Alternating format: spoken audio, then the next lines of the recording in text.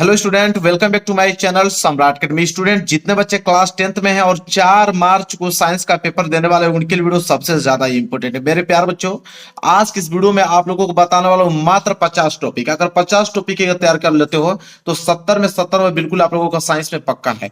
बिल्कुल आप लोगों को घबराने की बात नहीं। मेरे प्यार बच्चों, हिंदी का भी बहुत सारे बच्चों ने कमेंट किया था, हिंदी का वीडियो बना दिया हूं, जाके वहां से देख लो। बहुत कम समय में पूरा का पूरा 70 में हिंदी में ला दोगे। इसी तरह बहुत बच्चे साइंस का भी किए थे, तो लो साइंस का भी इसी तरह सारे सब्जेक्ट का मैं बना दे रहा हूं। आप उतना ही तैयार करके जाइए, कम समय में पूरा का पूरा नंबर लेकर आओगे। 100% गारंटी है मेरा। 4 मार्च को जब साइंस का पेपर देने जाओगे तो ये 50 टॉपिक के अलावा कोई भी टॉपिक बाहर से देखने को मिलेगा ही नहीं आपको। पूरे किताब का 50 टॉपिक तैयार किया हूं, इसको आप बस कवर कर लीजिए। इसके बाद आपका 70 में बिल्कुल पक्का है। कौन सा टॉपिक तैयार करना उसको देख लीजिए।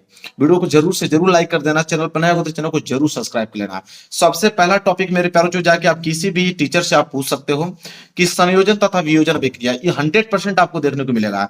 संयोजन तथा वियोजन अभिक्रिया क्या है, अंतर पूछता है मेरे प्यार बच्चों। ठीक है, अंतर पूछता है कि संयोजन तथा वियोजन अभिक्रिया में अंतर बताइए। तो वहां पे संयोजन अभिक्रिया क्या होता है उसका उदाहरण जरूरी है, वियोजन अभिक्रिया क्या है उसका भी उदाहरण जरूरी है। तो उदाहरण आपको जरूर से जरूर लिखना है। ये टॉपिक आपको तैयार ही होना चाहिए।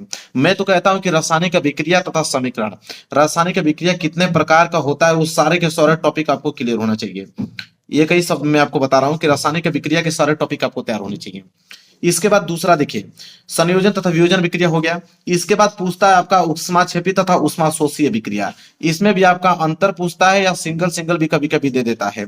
ये टॉपिक इंपॉर्टेंट है, 100% गारंटी है कि हर साल पेपर में बनते, आप कोई भी पेपर उठा के देख सकते हो। उष्माक्षेपी तथा उष्माशोषी अभिक्रिया, इसमें से जरूर आपके क्वेश्चन बनना तय है। इसके बाद अगर हम अगला टॉपिक की बात करें तो वह है कि रासायनिक समीकरणों को संतुलित करने की विधि। देखो, रासायनिक समीकरण को संतुलित करने का 5 नंबर का आता है, कम से कम 5 या 6 नंबर का आता है। और उसका विधि अगर आप जान जाओगे तो दुनिया का कोई भी आपके पास समीकरण आ जाएगा, उसको आप संतुलित कर पाओगे। तो रासायनिक समीकरण को संतुलित करने की विधि आप अच्छे से याद कर लेना, उसको ट्रिक समझ लेना कैसे संतुलित किया जाता है।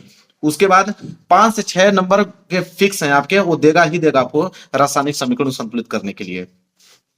इसके बाद आगे अगर हम टॉपिक बात करें चौथा वाला, वह है आपका अम्ल, क्षार तथा लवण की परिभाषा तथा उदाहरण। यहां से एक प्रश्न बनना तय है, चाहे वो आपसे अम्ल पूछ ले, चाहे आपसे वो क्षार पूछ ले, चाहे आपका लवण पूछ ले। तीनों में से एक परिभाषा और उदाहरण आपको कंपलसरी याद करना है, वहां से एक प्रश्न बनना फिक्स है। तो मेरे प्यारों से टॉपिक आपको तैयार होना चाहिए। चौथा टॉपिक भी क्लियर हो गया, क्लियर है। इसके बाद 5वें टॉपिक की तरफ बढ़ते हैं। देखिए 5वां टॉपिक है कि बेकिंग सोडा बनाने की विधि। ये विधि इतना ज्यादा इंपॉर्टेंट है क्वेश्चंस की आपको बताया क्या जाए। ये 100% मैं आपको यहाँ पे लिख देता हूं, तो वो फिक्स है तो फिक्स है। यहाँ से आपको देता है कि बेकिंग सोडा बनाने की विधि क्या है। इसी तरह जो 6वां टॉपिक है वो भी फिक्स है कि धावन सोडा बनाने की विधि। दो टॉपिक में से एक टॉपिक आपको 100% देगा, चाहे दोनों में से कोई एक आपको जरूर से जरूर दे देगा। चाहे वो आपको बेकिंग सोडा बनाने की विधि पूछ ले, चाहे आपको धावन सोडा बनाने की विधि पूछ ले, दोनों में से एक प्रश्न यहाँ कंपलसरी आपको याद करना। मैं कहता हूं दोनों याद कर लीजिए, दोनों में से कोई भी दे सकता है, तो दोनों आपको याद होने चाहिए। आपको तो मालूम है ना कि धावन वाला ही देगा, चाहे आपको तो ये मालूम नहीं है कि बेकिंग वाला देगा, लेकिन इतना मालूम है कि दोनों में से एक जरूर देगा। तो दोनों आप तैयार कर लेना। इसके बाद आगे बढ़ते हैं। 7वां प्रश्न, 7वां प्रश्न है कि plaster of Paris.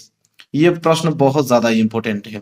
Plaster of Paris बनाने की विधि, कि प्लास्टर ऑफ पेरिस किसे कहते हैं, उसका निर्माण कैसे होता है, क्रिया विधि बताइए उसका। ठीक है, उसका उपयोग कहाँ किया जाता है।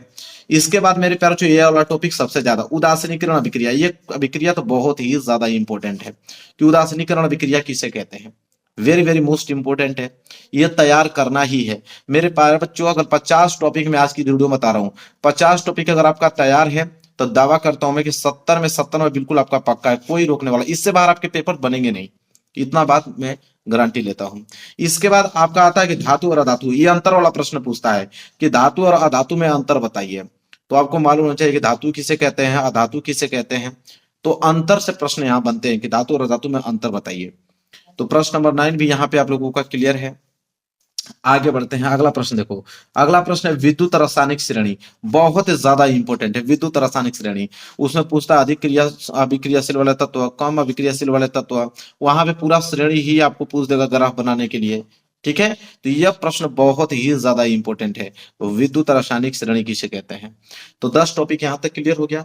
चलिए आगे बढ़ते हैं, 11वां टॉपिक देखते हैं। चलिए अगला टॉपिक है 11वां मेरे प्यारे बच्चों कि संतृप्त तथा असंतृप्त किसे कहते हैं। वेरी वेरी मोस्ट इंपोर्टेंट मेरे प्यारे बच्चों, संतृप्त तथा असंतृप्त विलयन, very very most important topic, आपको ये तैयार करना ही पड़ेगा। ये भी आपको अंतर वाला प्रश्न बनता है, संतृप्त तथा असंतृप्त में अंतर बताइए, अंतर वाले प्रश्न यहां से बनते हैं। इसके बाद 12वां टॉपिक है कि सजातीय श्रेणी कैसे कहते हैं। अभी हमने देखा था ना कि विद्युत रासायनिक श्रेणी, इसी तरह सजातीय श्रेणी भी आता है। तो ये भी टॉपिक बहुत ज्यादा इंपॉर्टेंट, दोनों क्लियर होना चाहिए आपका, विद्युत रासायनिक श्रेणी भी और साथ ही साथ आपका सजातीय श्रेणी भी। इसके बाद 13वां टॉपिक है मेरे प्यारों आईयूपीएससी नामकरण है। यहाँ आपको मेरे प्यारों 3 से 4 नंबर का क्वेश्चन फिक्स है, ठीक है, कि आईपीएससी नामकरण आपको आना ही चाहिए। यहां से 3-4 नंबर के क्वेश्चंस फिक्स हैं, हर साल आते हैं, इस बार भी आएगा, इसको इंपॉर्टेंट है बहुत ज्यादा। इसके बाद है देखिए मेरे प्यारे बच्चों क्वेश्चन नंबर 14, साबुनीकरण अभिक्रिया, साबुन का निर्माण कैसे होता है, उसकी किस क्रिया विधि से साबुन का निर्माण होता है। तो साबुनीकरण अभिक्रिया 100% आपका पूछता है। और एक होता है आपका मेरे प्यारे बच्चों एस्टिलीकरण अभिक्रिया। तो यह दो अभिक्रिया में से एक अभिक्रिया जरूर से जरूर आएगा, जैसे धावन सोडा बेकिंग सोडा था ना, उसी तरह साबुनीकरण अभिक्रिया और एस्टिलीकरण अभिक्रिया। तो दोनों में से एक टॉपिक आपको जरूर पूछा जाएगा, लेकिन आपको कंफर्म मालूम है ना कि कौन सा पूछा जाएगा, इसलिए आपको दोनों ही टॉपिक्स आपको तैयार होने चाहिए, साबुनीकरण अभिक्रिया भी और एस्टिलीकरण अभिक्रिया भी किसे कहते हैं। तो दोनों टॉपिक आपके कवर होने चाहिए। इसके बाद अगर हम आगे बात करें प्रश्न नंबर 16वां, तो वो है आपका पाचन तंत्र, ठीक है। ये 6 नंबर वाले प्रश्न आपको बता रहा हूं। देखिए 6 नंबर वाले पाचन तंत्र वाला 6 नंबर वाले प्रश्न बनेंगे आपको कि पाचन तंत्र किसे कहते हैं, उसका सचित्र वर्णन करने के लिए दे देगा, आपको फिगर वगैरह बनाना पड़ेगा, आपको सचित्र वर्णन करने के लिए देता है। तो यह आपके दीर्घोत्तरीय प्रश्न है, बहुत ध्यान से आपको तैयार करना पड़ेगा। इसके बाद श्वसन तंत्र किसे कहते हैं। देखिए पाचन तंत्र, श्वसन तंत्र, ये कहता है 18वां उत्सर्जन तंत्र। ये तीनों टॉपिक इतना ज्यादा इंपॉर्टेंट है, इनमें से फिक्स आपको बता रहा हूं कि एक टॉपिक आपको पूछेगा ही पूछेगा, चाहे पाचन तंत्र आपसे पूछ ले, चाहे आपसे श्वसन तंत्र पूछ ले, और चाहे आपसे उत्सर्जन तंत्र पूछ ले, लेकिन तीनों में से एक टॉपिक आपको पूछेगा ही पूछेगा, इस बात का दावा करता हूं मैं, ठीक है। तो आपके तीनों टॉपिक तैयार होने चाहिए। अगर आप चाहते हो ना साइंस में 70 में 70 नंबर, तो जो आपको बता रहा हूं बस मेरी बात मानो, उतना आप तैयार कर लो। इसके बाद देखिए 2 चीज आता है, लैंगिक जनन किसे कहते हैं, एक आता है आपका अलैंगिक जनन किसे कहते हैं। दोनों अलग अलग पूछे जाते हैं। कभी कभी क्या होता है कि इसका अंतर देके दोनों साथ में ही पूछ लेता है कि लैंगिक और अलैंगिक जनन में अंतर बताइए, या तो कभी कभी सिंगल पूछ लेता है कि लैंगिक जनन किसे कहते हैं, अलैंगिक जनन किसे कहते हैं। तो दोनों टॉपिक आपको क्लियर होने चाहिए। ये भी टॉपिक आपका जो है वो फिक्स टॉपिक है। इसके बाद अगर हम आगे बात करें तो वो होता है परासरण, ठीक है। परागण किसे कहते हैं, एक परासरण भी आता है। तो परागण किसे कहते हैं, बहुत ज्यादा इंपॉर्टेंट है, ये भी आपको तैयार करना है। छोटा सा टॉपिक है परागण, ये तैयार होना चाहिए। इसके बाद 22वां है पुष्प की संरचना। इस बार 2024 में जो पेपर हुआ था उसमें कम से कम 3-4 सेट में पुष्प की संरचना पूछा था, तो इस बार भी आपका पूछेगा 2025 में भी। तो पुष्प की संरचना वेरी वेरी मोस्ट इंपोर्टेंट है, आपको सचित्र वर्णन उसका आना चाहिए कि सचित्र वर्णन कैसे करना है, पुष्प के कितने भाग होते हैं, उन भागों की क्रिया विधि लिखना पड़ेगा, उसका कार्य लिखना पड़ेगा, ठीक है। इसके बाद 23वां प्रश्न है आपका नर तथा मादा रन। ये बहुत ज्यादा, ये तो फिक्स है भाई, इसको कोई रोक नहीं सकता है, 100% गारंटी है बनने वाला प्रश्न। यहां से एक प्रश्न बन गया भाई, नर तथा मादा जनन तंत्र, ठीक है। दोनों चित्र आपको बनाना आना चाहिए, चाहे वो एग्जामिनर नर जनन तंत्र पूछ दे चाहे मादा जनन तंत्र, सचित्र वर्णन करने के लिए देता है। इसके बाद देखिए प्रश्न नंबर 24वां बहुत ज्यादा इंपॉर्टेंट है। कौन सा टॉपिक है भाई, वो तो पूछेगा ही आपको कि डीएनए तथा आरएनए में अंतर बताइए। कभी कभी ऑब्जेक्टिव क्वेश्चन में इसके फुल फॉर्म भी पूछ लेता है, तो फुल फॉर्म भी आपको मालूम होना चाहिए, ठीक है। और लघुत्तरीय दीर्घोत्तरीय में आपको इसका अंतर पूछता है कि डीएनए तथा और आरएनए में अंतर बताइए, ठीक है। इसके बाद मेरे प्यारों जो ये वाला टॉपिक 100% फिक्स है कि मेंडल के आनुवंशिकता का नियम, कि मेंडल के आनुवंशिकता के नियम, कितने नियम उन्होंने दिए थे मेंडल। तो वेरी वेरी मोस्ट इंपोर्टेंट मेरे प्यारे बच्चों ये भी है, ठीक है, इसको आपको तैयार करना पड़ेगा। चलिए यहां तक आपको क्लियर हुआ, सारे प्रश्नों को नोट कर लीजिए और इसका सोल्यूशन ढूंढ के आपको लिखिए या कमेंट कीजिए मेरे प्यारे बच्चों कि आपको सोल्यूशन चाहिए, तो मैं पूरा का पूरा इसका सोल्यूशन आपको प्रोवाइड करा दूंगा।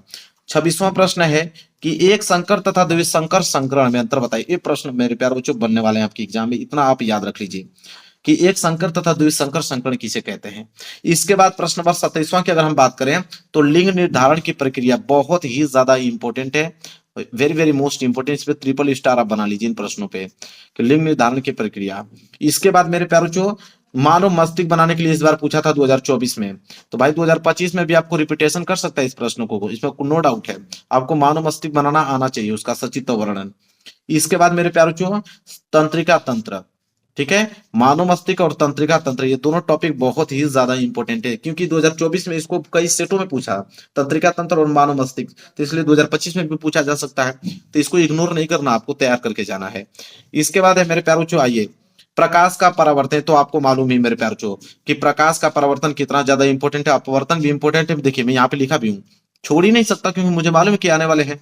तो प्रकाश का परावर्तन है, प्रकाश का अपवर्तन, इन दोनों में से एक टॉपिक आपके बनने वाले हैं। और यहाँ पे आपको तो ये भाई यहाँ से तो ढेर सारे प्रश्न बनेंगे कि अवतल और उत्तल दर्पण से प्रतिबिंब, ऑब्जेक्टिव क्वेश्चन भी बनता है, सब्जेक्टिव क्वेश्चन भी बनता है। तो आपको अवतल और उत्तल दर्पण से जितने प्रकार के प्रतिबिंब बनते हैं, ये सारे उनके केसेस आपको मालूम होना चाहिए कि वस्तु को कहाँ पे रखेंगे तो किस तरह का प्रतिबिंब बनेगा, भासी बनेगा, वास्तविक बनेगा, उल्टा बनेगा, सीधा बनेगा, बड़ा बनेगा, छोटा बनेगा, ये सारी चीजें आपको क्लियर होना चाहिए। तो ये तीनों टॉपिक। तो देखिए मेरे पास दर्पण था, इसी तरह लेंस से भी आता है। तो लेंस से प्रतिबिंब का निर्माण कैसे होता है, वहां तो दर्पण से प्रतिबिंब का निर्माण था कि अवतल उत्तल दर्पण से प्रतिबिंब कैसे बनता है, उसी तरह लेंस से प्रतिबिंब का निर्माण कैसे होता है। इनके भी जितने भी केसेस हैं, सारे केसेस आपको मालूम होना चाहिए, क्योंकि ऑब्जेक्टिव और सब्जेक्टिव दोनों तरीके के प्रश्न बनेंगे। इसके साथ साथ छोटा सा टॉपिक है लेंस की क्षमता, आपको मालूम होना चाहिए। इससे आपके मेरे प्यारों जो न्यूमेरिकल के प्रश्न बनते भी हैं, लेंस की क्षमता से न्यूमेरिकल के प्रश्न, इसके फार्मूलेज मालूम होना चाहिए। न्यूमेरिकल के प्रश्न लेंस की क्षमता से पूछता है, तो आपको क्लियर होना चाहिए। इसके बाद अगर हम आगे बात करें, 35 प्रश्न जो है वह है कि निकट दृष्टि दोष। देखिए मेरे प्यार, जो मानव नेत्र का दो टॉपिक आपको 100% फिक्स है। देखिए मानव नेत्र जो चैप्टर है ह्यूमन आइज, तो तीन ही टॉपिक उसमें इंपॉर्टेंट है, निकट दृष्टि दोष, दूर दृष्टि दोष और मानव नेत्र। मेरे प्यारे बच्चों, ये तीनों टॉपिक ही आपको हर साल पूछा जाता है, तो इस बार भी आने वाला। आपको मालूम है कि निकट दृष्टि दोष, दूर दृष्टि दोष और मानव नेत्र का सचित्र वर्णन करने के लिए देता है 6 नंबर के लिए। तो ये तीनों टॉपिक मेरे प्यारों जो 100% आपके आने वाले हैं, तो इसको आपको तैयार करना ही पड़ेगा। यहां तक क्लियर हो गया। इसके बाद ओम का नियम, तो भाई वो सबको मालूम है कि ओम का नियम तो हर साल आता है, तो इस बार भी आने वाला है, तो इसको कौन रोकने वाला है, ये तो सारे बच्चों को तैयार भी होगा ओम का नियम।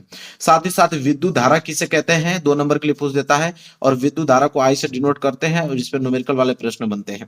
इसके बाद मेरे प्यारों बच्चों, यहाँ अगर हम 40वां बात करें तो विद्युत प्रतिरोध, जिसे हम लोग रेजिस्टेंस बोलते हैं, इसे आर से डिनोट करते हैं। ओम का नियम V बराबर IR, ठीक है। इस पे न्यूमेरिकल भी बनते हैं। तो विद्युत धारा किसे कहते हैं, विद्युत प्रतिरोध किसे कहते हैं, ये आपको क्लियर होना चाहिए। इसके बाद जो आपको टॉपिक बताने वाला हूं, उनको चाह के भी इग्नोर नहीं करना है। 41वां से लेकर 50 तक ये सारे टॉपिक इतने महत्वपूर्ण, आपको किसी कीमत पे तैयार करना पड़ेगा।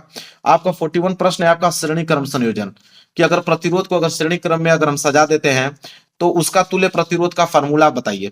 इसी तरह आपका अगर उन प्रतिरोधों को समांतर क्रम में अगर हम संयोजन कर देते हैं, तो तुल्य प्रतिरोध का हमें फार्मूला बताइए। तो ये 2 टॉपिक मेरे प्यारों जो डेरिवेशन वाले हैं, और ये तो बनने ही वाले हैं, इस बात को आप याद रखिए। चाहे श्रेणी क्रम संयोजन पूछ लेता है, चाहे समांतर, लेकिन पूछेगा दोनों में से एक जरूर।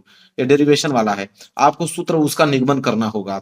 बहुत नहीं कहा हूं कि 41 से लेकर 50 तक सारे टॉपिक आपको तैयार होना चाहिए, एक प्रश्न भी छोड़ना नहीं है। इसी तरह आपका 43 प्रश्न है कि चुंबकीय बल रेखाएं किसे कहते हैं, वेरी वेरी मोस्ट इंपोर्टेंट। इसके बाद 44 आइए, बायो सेवर्ट का नियम। यह आपका जितने भी टॉपिक अब बताने वाला हूं ना, सारे 6 नंबर वाले प्रश्न हैं। तो बायो सेवर्ट का नियम किसे कहते हैं, ये तो आपके बनने वाले हैं मेरे प्यारों। इसके बाद आपका ये फ्लेमिंग, देखिए फ्लेमिंग के दाएं तथा बाएं हाथ का नियम, 100% ये आपके प्रश्न बनेंगे, ठीक है। 100% आपको बता रहा हूं कि प्रश्न बनने वाले हैं। इसके बाद 46 प्रश्न है कि मैक्सवेल के दक्षिणावर्त पेच का नियम। तो दक्षिणावर्त पेच का नियम वेरी वेरी मोस्ट इंपोर्टेंट मेरे प्यारे बच्चों। आप ये सारे टॉपिक से मैं निवेदन करता हूं कि 41 से लेकर, देखिए 41 से लेकर 50 तक जो टॉपिक ये वाले हैं 6 नंबर वाले, इनको आपको सबसे पहले तैयार करना है। चलिए इसके बाद 47 वाला प्रश्न देखते हैं। 47 वाला प्रश्न है कि विद्युत धारा के चुंबकीय प्रभाव बताइए, कि विद्युत धारा के चुंबकीय प्रभाव क्या है। इसके बाद 48वां है कि फैराडे का नियम, वेरी वेरी मोस्ट इंपोर्टेंट। जैसे आपका मैक्सवेल का दक्षिणापेच का नियम है, इससे फैराडे का नियम। इसके बाद आपका पर्यावरण से 2 प्रश्न बनते हैं, दोनों में से कोई एक प्रश्न देता है। ओजोन परत का अपक्षय बताइए, और 50वां प्रश्न है कि ऊर्जा के स्रोत क्या है। 6 नंबर के लिए बनते हैं पर्यावरण वाला। तो मेरे प्यारों जो 50 टॉपिक मैंने बता दिया। अब ये 50 टॉपिक आपको चाहे 10 दिन में तैयार कीजिए, चाहे 20 दिन में, आपके पास जितना भी समय बचा है, चाहे 1 दिन में तैयार कीजिए, वो आपके ऊपर डिपेंड करता है। और इससे अगर बाहर आता है तब कमेंट कीजिएगा। पूरा का पूरा प्रश्न तैयार करके जाइएगा, पूरा का पूरा प्रश्न यहीं से बनने वाले, पूरा का पूरा पेपर, और आप 70 में 70 नंबर लेकर आओगे। तो वीडियो को लाइक कर देना, चैनल पर नए हो तो चैनल को जरूर सब्सक्राइब करना। इस वीडियो को वहां शेयर कर दो जिसकी तैयारी बिल्कुल नहीं हो पाई है, उसके पास इस वीडियो को पहुंचा दो, ताकि वो इस वीडियो के माध्यम से पूरा का पूरा इन 50 प्रश्नों को तैयार करके 70 में 70 नंबर ला पाए। क्लियर है? चलिए, वीडियो को लाइक जरूर कर देना, चैनल पर नए हो चैनल को जरूर सब्सक्राइब करना। मिलेंगे एक प्यारे से नेक्स्ट वीडियो में, तब तक के लिए धन्यवाद।